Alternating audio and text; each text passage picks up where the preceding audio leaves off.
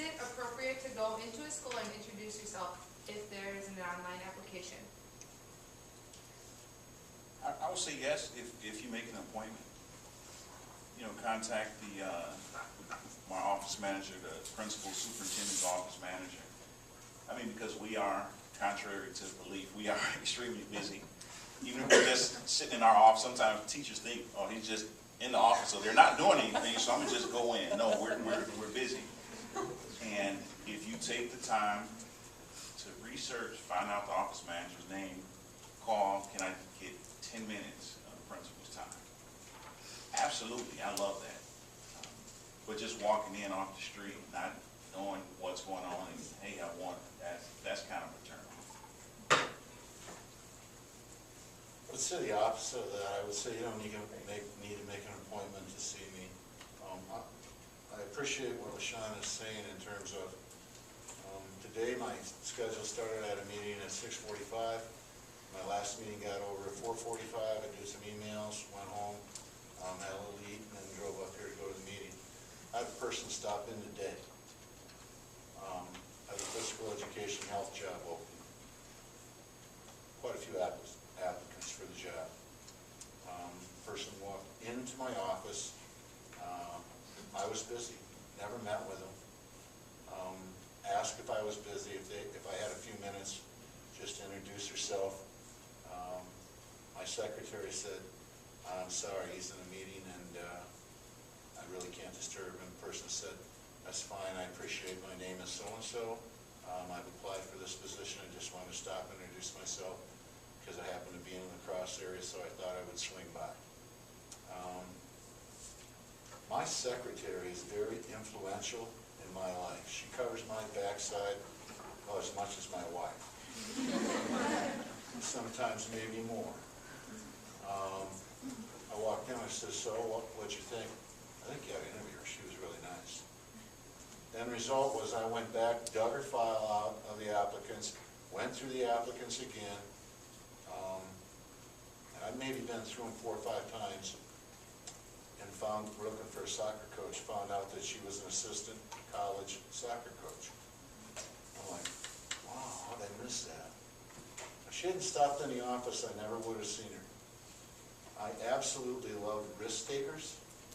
I love people that want to take a risk because they're just going to achieve one. Education is changing. Contrary to belief, it's changed quite a bit over the last 3 decades. And it's going to continue to change. I mean, in a little school like La Crescent, we have online classes, we have hybrid classes, we have brick and mortar classes.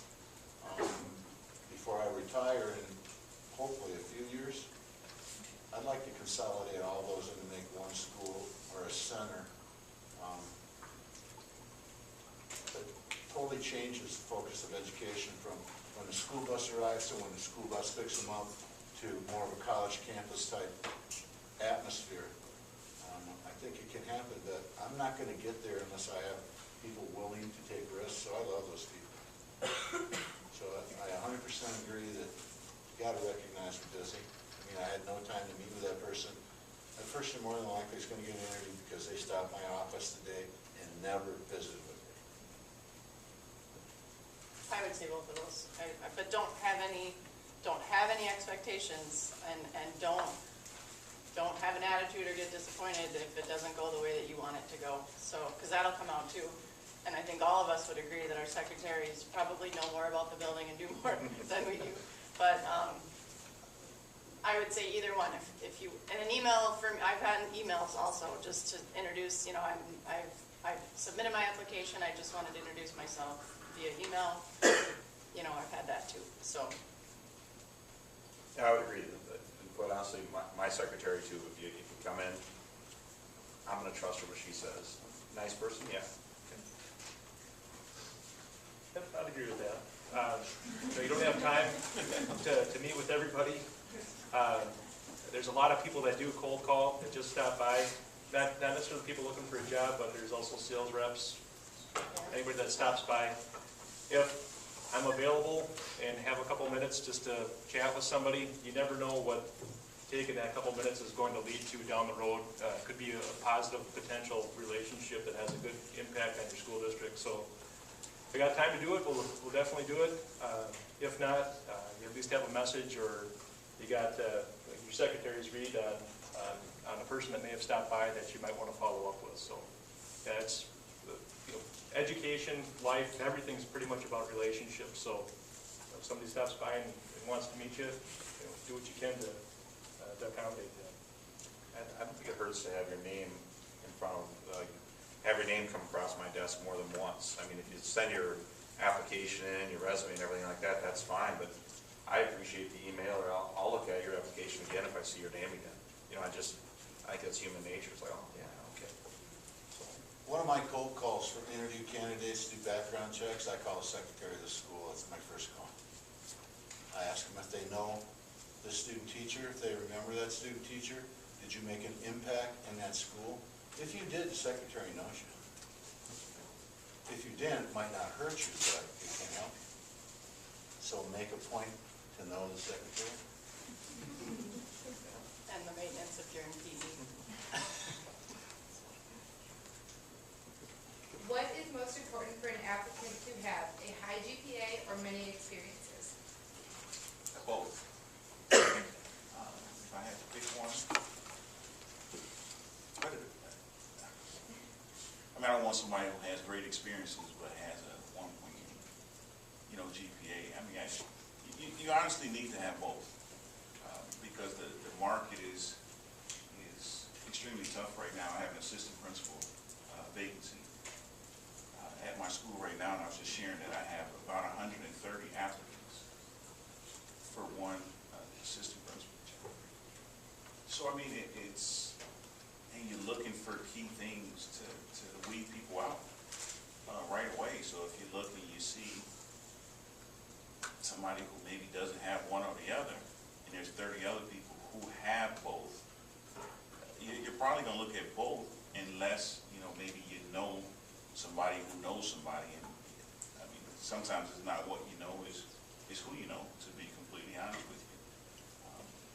But I would say both. I would have to say. I would say hit the nail right on the head. The content knowledge is important. The pedagogy skills are equally important, if not more important. Experiences, to me, indicate pedagogy skills. There are certain things you can do on your resume to indicate that you have that. I think that's the next question. You can throw it in on the GPA part. I think both, but I guess I would use GPA more as a, if you get to that point where you got a couple dynamite candidates and they're equal on paper, other than maybe their GPA interview, they're both just phenomenal, and you're looking for a factor that might sway one or the other. You're going to pull those transcripts out, you're going to take a look at them. Transcripts tell stories. I can tell you how my first year of college went, and I'm sure you're glad I had that first year. It taught me an awful lot about what I need to do to get myself in line. My transcript, by the time I was done, showed a completely different version of who I was compared to that transcript my first year as a freshman, and it showed an awful lot of growth. So that's one thing I'll look at when I take a look at transcripts. Is there that, or are you looking at that 1.8 freshman year and carrying that 1.8 all the way through your senior? That's probably not going to get you through the door, even though you might have some phenomenal experiences. But, growth, did people grow up? Did they get their stuff together before they, as they're preparing to graduate from college? It could be a deciding factor if, like I said, if you've got a couple phenomenal candidates and you've got one person who's basically showing that they've had it together for the last 4 years and they've got a phenomenal GPA and they've had a myriad of other experiences to go along with that. So, with experiences, you want to make sure you have experiences with kids. We get resumes, or at least I get resumes, applications from teachers or potential teachers, and they have a lot of experience, and everybody needs, jobs, and you may work at a restaurant or a Target, and which is fine. But in addition to that, you want to make sure you have some experiences with kids, even if you have to volunteer too. Is one thing that I would add to that. experiences. I'll add one thing on that too, is just, for me, it depends a lot on what position I have open. You know, if I'm looking for teachers and, in a small school like my district, I'm looking for teachers slash someone that wants to do some co-curricular or some other activities besides teaching. So in that case, I'd say experience is very important as well. If it comes down to a tiebreaker where it's at great GPA, I will look for someone who's got the ability to fill more than one role in my district. So it's tough, but it concur with everybody on the board. It's both. Unfortunately, it's both.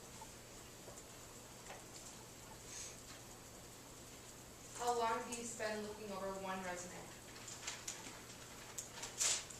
Depends how it starts. That's right.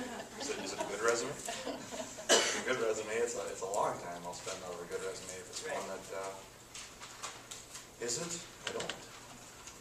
I would say no more than 7 minutes. I would say 5 minutes.